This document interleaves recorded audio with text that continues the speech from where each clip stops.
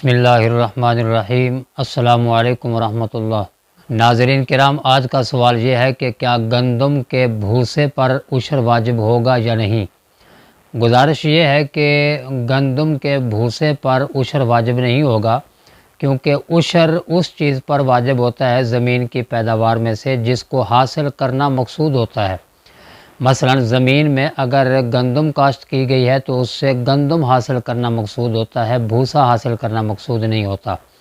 اگر آپ نے چنے کی فصل کاشت کی ہے تو چنے کی فصل سے بھی چنے حاصل کرنا مقصود ہوتا ہے، چنوں کا بھوسا جس کو پنجابی میں مسا کہا جاتا ہے وہ حاصل کرنا مقصود نہیں ہوتا۔ اگرچہ وہ بھی کارآمد ہوتا ہے اور اسے بیچ بھی دیا جاتا ہے، اسے اپنے مویشیوں کے لیے بھی استعمال کیا جاتا ہے، وہ کارآمد ہوتا ہے، بیکار نہیں ہوتا، لیکن فصل سے حاصل کرنا مقصود چونکہ چنے اور گندم ہوتا ہے، چاول کی فصل سے چاول حاصل کرنا مقصود ہوتا ہے، ماش اور مونگی کی فصل سے ماش اور مونگی حاصل کرنا مقصود ہوتا ہے، ان کا بھوسا حاصل کرنا مقصود نہیں ہوتا۔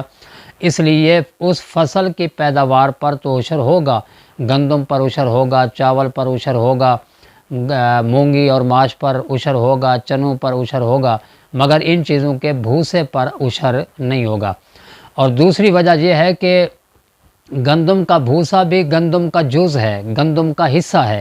جب گندم کا عشر ادا کر دیا گیا تو اب بھوسے کا عشر الگ سے ادا کرنا واجب نہیں ہے۔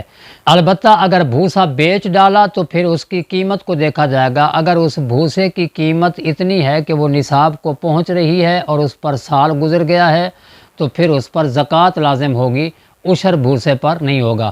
اسی طرح بھوسا تو نصاب سے کم قیمت کا تھا، مگر آپ کے پاس دوسرا مال موجود ہے، کچھ سونا ہے، کچھ چاندی ہے، کچھ نقدی آپ کے پاس پہلے سے پڑی ہے یا کوئی سامان تجارت پڑا ہے، اس مال کے ساتھ جب اس رقم کو ملائیں گے تو بھی اگر نصاب کو پہنچ جائے تو اس پر زکوٰۃ لازم ہوگی۔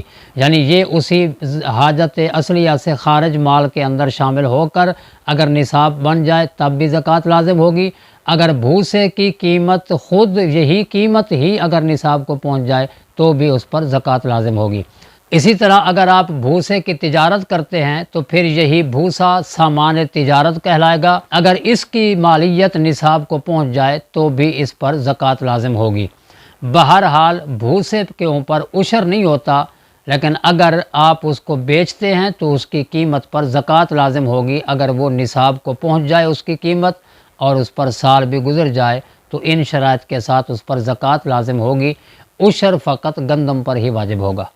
السلام علیکم ورحمۃ اللہ وبرکاتہ۔ سامعین و ناظرین، اگر آپ ہماری ویڈیو سے مطمئن ہیں تو ویڈیو کو لائک کیجئے اور شیئر کیجئے اور کمنٹس کے اندر اپنی رائے کا اظہار ضرور فرمائیے۔ اگر آپ کوئی سوال کرنا چاہتے ہیں تو وہ بھی کمنٹس کے اندر درج فرمائیں، آپ کو باقاعدہ ویڈیو کلپ کی صورت میں آپ کے سوال کا جواب ارسال کر دیا جائے گا۔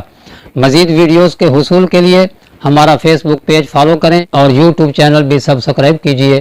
خود بھی دین اسلام کی تعلیمات سے آگاہی حاصل کریں اور دوسروں تک بھی پہنچانے کا ذریعہ بنیں۔